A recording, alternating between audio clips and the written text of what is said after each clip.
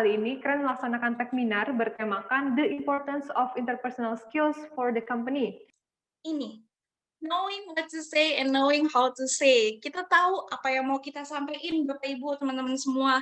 Kita tahu juga gimana cara nyampeinnya. Ini berlaku untuk komunikasi verbal juga, komunikasi nonverbal juga, karena hubungan interpersonal tuh nggak melulu tentang gimana kita ngomong ke orang lain, tapi juga gimana sih sikap kita gitu kan, nonverbal kita gitu, kayak tadi kepedulian kita, sense-nya kita gimana ke orang lain. Nah, itu masuk interpersonal juga. Jadi kita harus tahu. Nah, gimana cara taunya? Ini. It is time to level up. Ini yang tadi saya bilang dari Golden Rule. Yuk kita sama-sama level up sedikit ke Platinum Rule. Golden Rule, biasa kita kenal nih, treat people how we want to be treated. Oke, kita memperlakukan gimana kita ingin diperlakukan gitu kan, biar kita nggak menyakitkan hati orang lain, biasanya seperti itu. Nah, kita move yuk ke Platinum Rule. Apa Bapak Ibu teman-teman semua? Ini Platinum Rule, mantra baru kita. Treat people how they want to be treated. Gimana caranya mereka mau diperlakukan. Saya kasih contoh, karena ini yang Bapak Ibu nanti perlu diingat banget, ini Platinum Rule ini.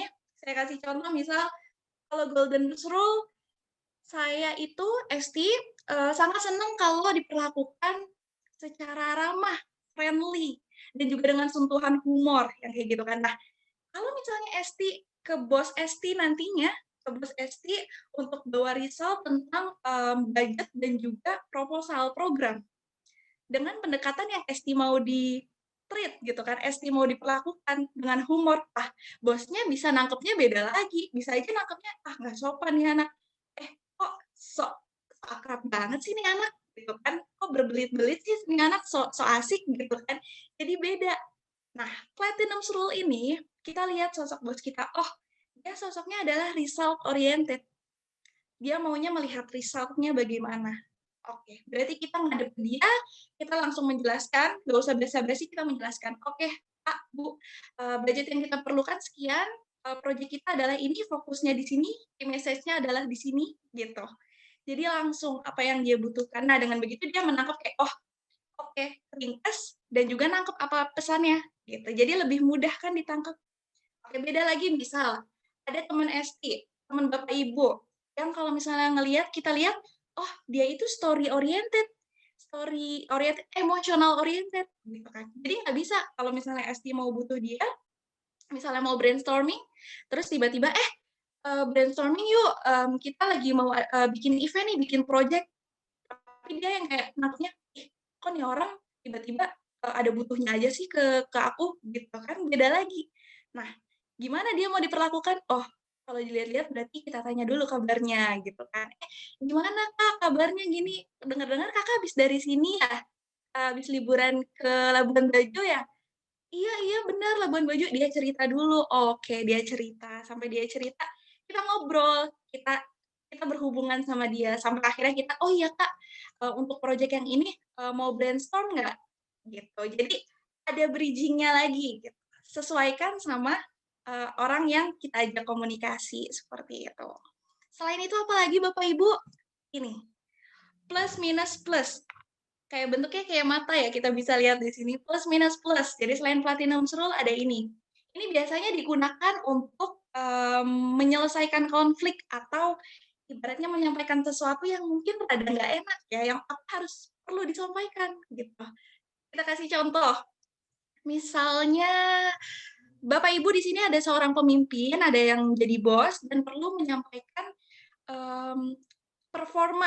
penilaian performa kepada anak buahnya. Nah, biasanya memakai ini. Misalnya anak buahnya itu sering telat. Nah, nyampeinnya gimana sih sebenarnya biar nggak menyakitkan dan juga nggak menimbulkan konflik yang berkepanjangan? Nah, nyampeinnya mungkin bisa plusnya dulu nih kita cari apa? Oke, nih anak performnya bagus, kreatif gitu. Kita bisa bilang, oke, Mas Deden gitu kan, Mas Deden, saya lihatnya performa Mas Deden bagus banget ya, kreatif juga dari project-project, dari video yang biasanya dibuat gitu.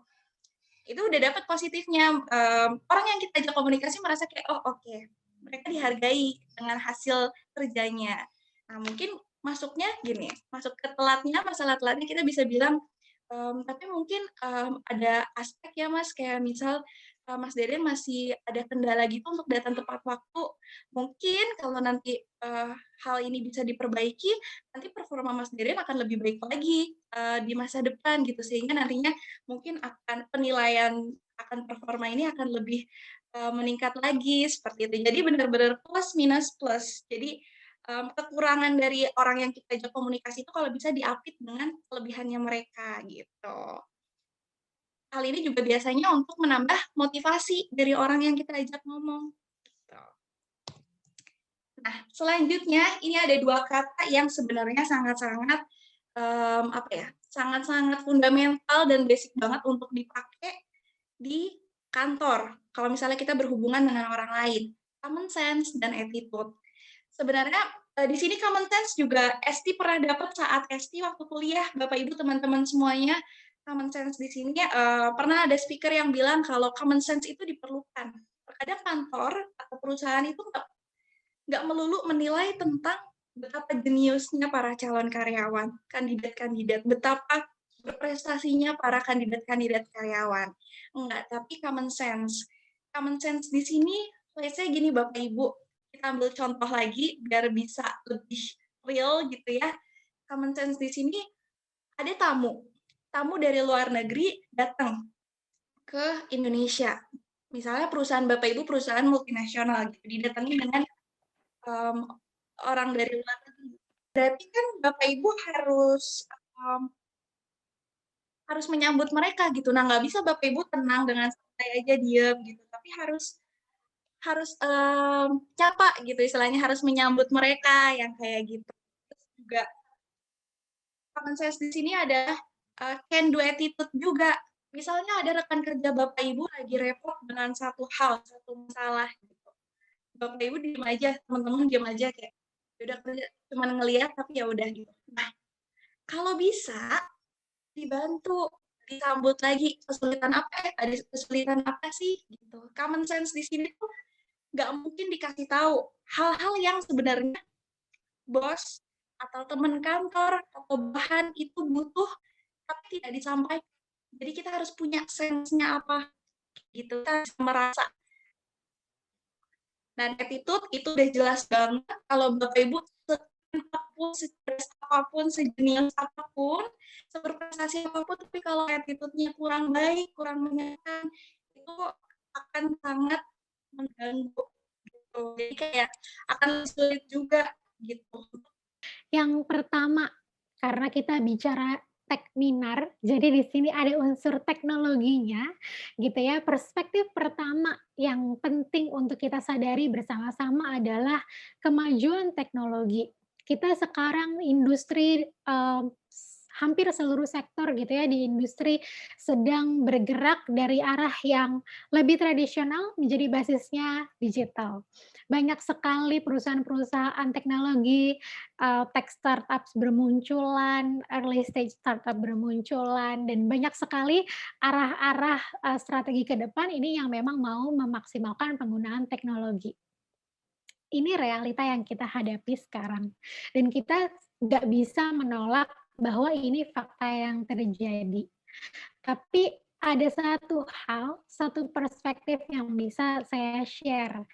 Ketika hari-hari ini semua orang lagi ngomongin machines, lagi ngomongin automation, artificial baru lagi, orang-orang yang bisa humanizing technology, orang-orang yang bisa go beyond technology, itu adalah orang-orang yang bisa menang hari-hari ini.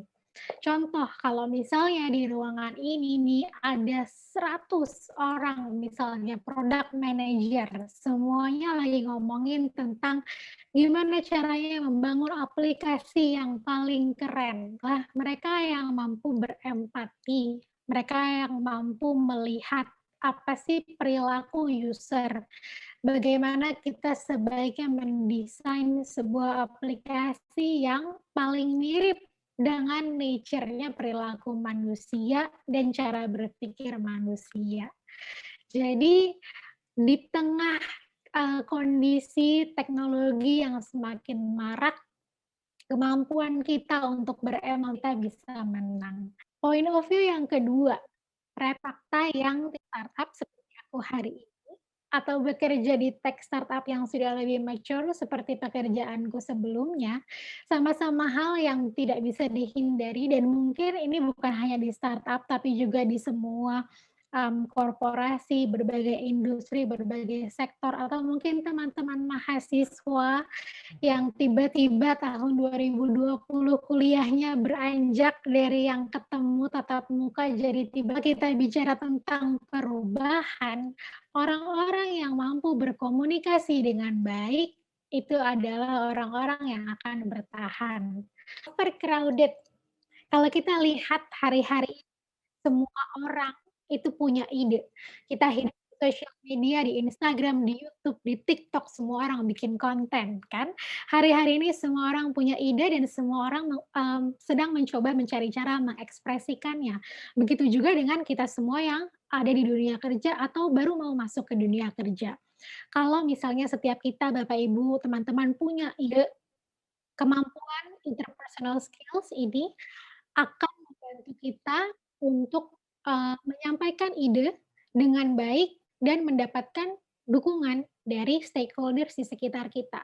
Bahkan bukan hanya menyampaikan ide dengan baik, kalau saya bilang menyampaikan ide dengan mindful itu juga hari-hari ini sangat diperlukan.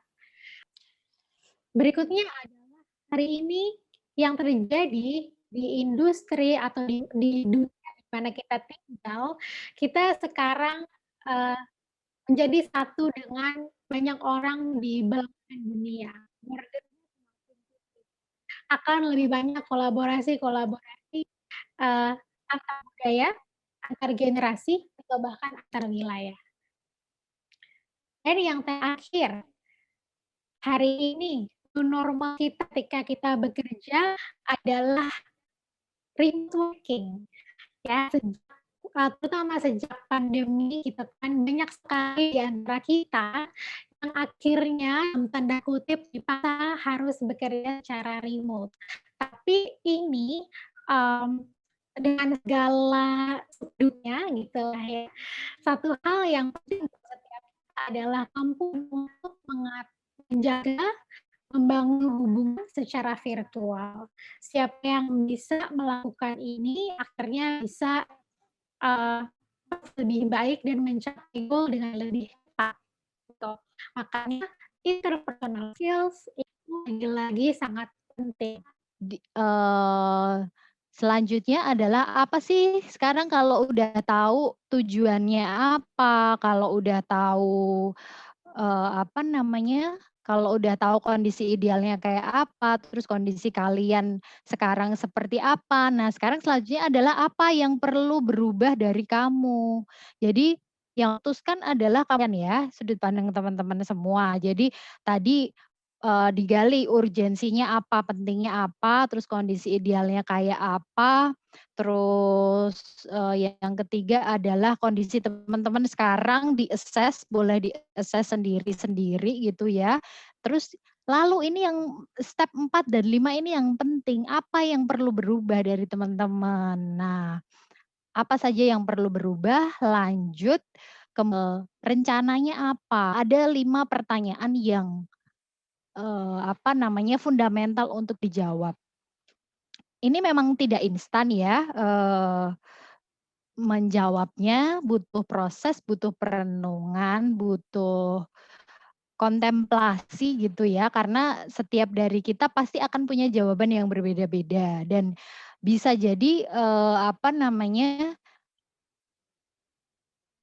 actionnya atau rencananya itu ini pertanyaan-pertanyaan ini akan membantu teman-teman untuk merencanakan atau merumuskan mana sih tadi, tips-tips atau how to improve, how to enhance interpersonal skill yang paling tepat untuk teman-teman. Begitu ya.